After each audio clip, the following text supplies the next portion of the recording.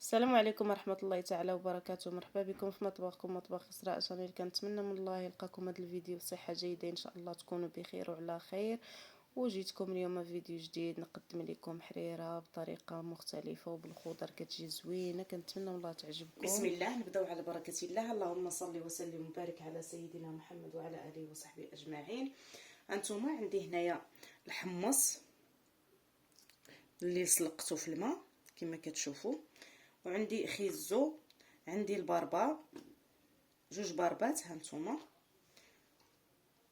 جوجات، وعندي القرعه الخضراء،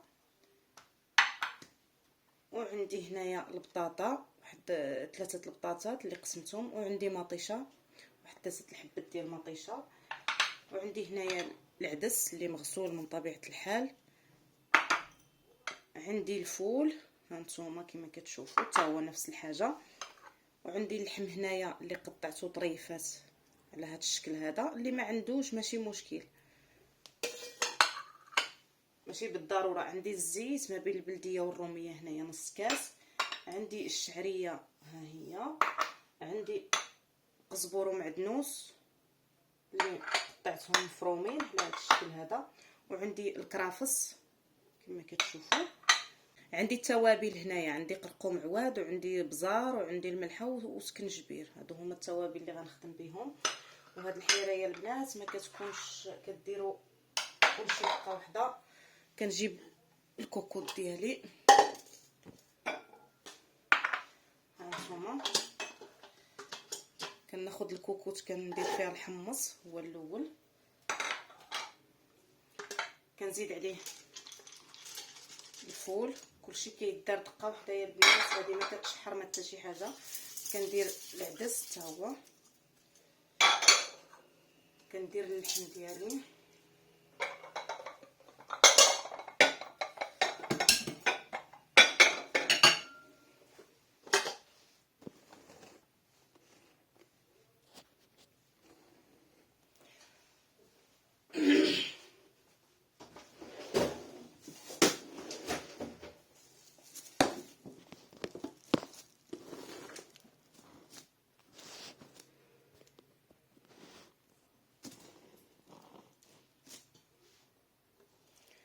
درت اللحم. غادي ندير التوابل نتوما،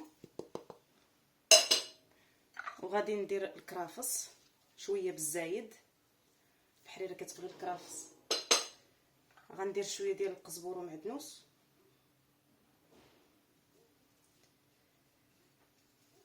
نتوما كما كتشوفوا، وغادي ندير الزيت،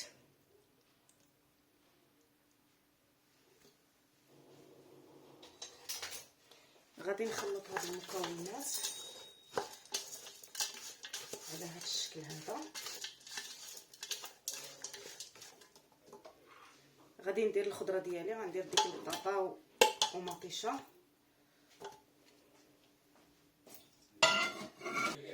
غندير خيزو والقرعه، وغندير هاد البربه هادي كما كتشوفوا. كلشي غيدار دقه واحده، وغادي نزيد الماء ان شاء الله. هانتوما غادي نروي بالماء، الماء عادي من الروبيني على هذا الشكل هذا.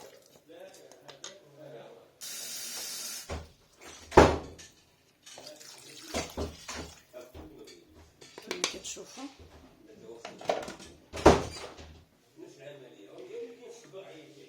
غادي نسد على الكوكوط ديالي ان شاء الله. هانتوما الكوكوط ديالي راه الخضره بدات طيب كما كيبان لكم. صافي غنسد عليها هنايا وغنخليها ان شاء الله توجد، ونرجع معكم كما كيبان لكم. واللي وصل معايا لهنا كنتمنى ما ينسانيش من لايك وتعليق، وكنتمنى اللي شاف القناه ديالي يشترك بارطاجيو ليا الفيديو. الله يجازيكم بخير الا عجبكم.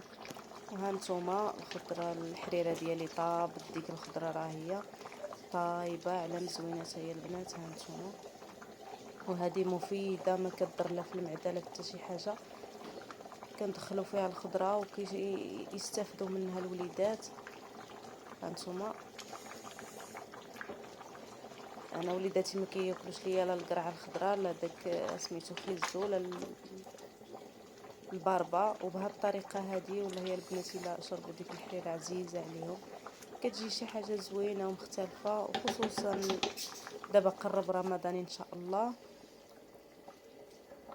ها نتوما ناخذ ديك الخضيره ناخذها كلها غادي نطحنها في الهشوار ان شاء الله